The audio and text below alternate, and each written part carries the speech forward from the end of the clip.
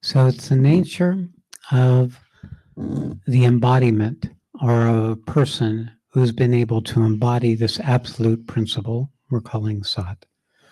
Because through that body, this absolute principle becomes a force.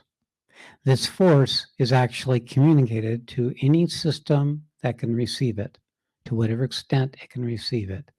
And what it does, it starts making room for itself. It'll make room for itself in your awareness and push out all thoughts. Or in the process of making its room for itself in your awareness, it pushes out all unwanted thoughts, which then may take over your consciousness for a period of time. So what you want to do in that particular case is sit silent and still and endure it calmly for the 2 hours or the 6 hours or the 2.5 days. And in this way, even though it does not feel satisfying, you will have moved through a tremendous amount of content that you would not have been able to work out in the normal course of your human life. It is an accelerant.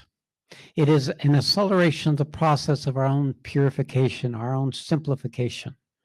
It is something that injects into you for a period of time something of that absolute principle, that self-existent reality that you are.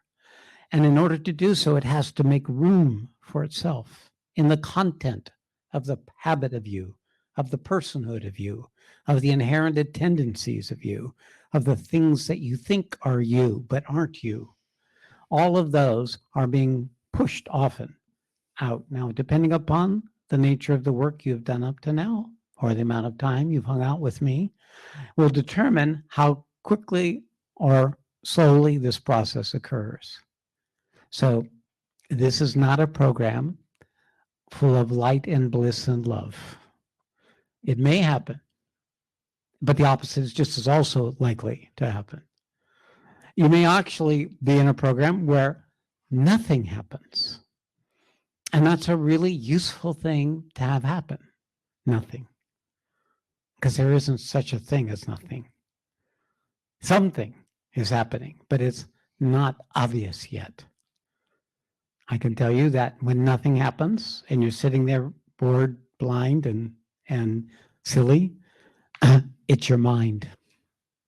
It's the resistance of the part of you that has defined the world a certain way through the mind alone.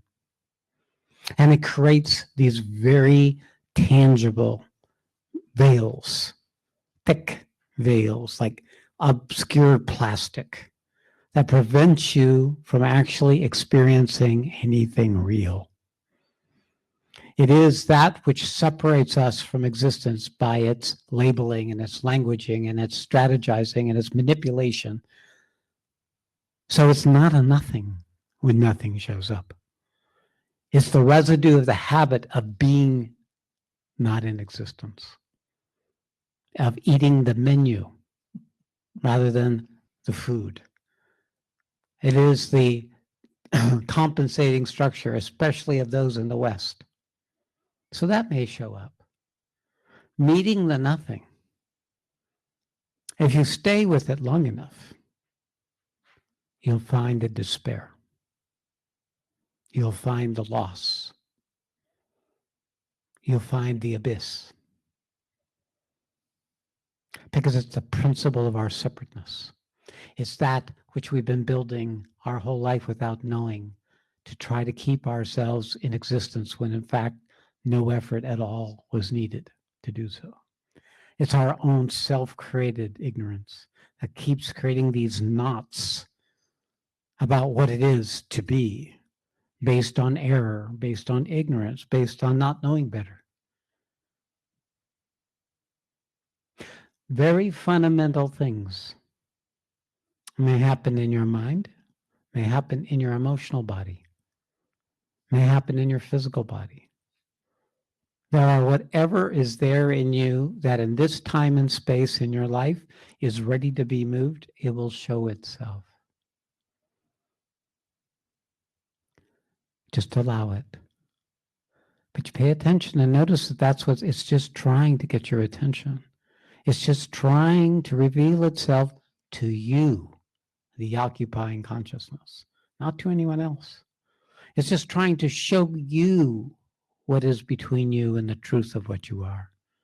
It's showing you the who, the content, the obscurity, the habit, the error, the ignorance, the selfishness that you've not been able to directly access. So because once you can see it, you start reclaiming the authority you gave to it. You start reclaiming the power you gave away to it.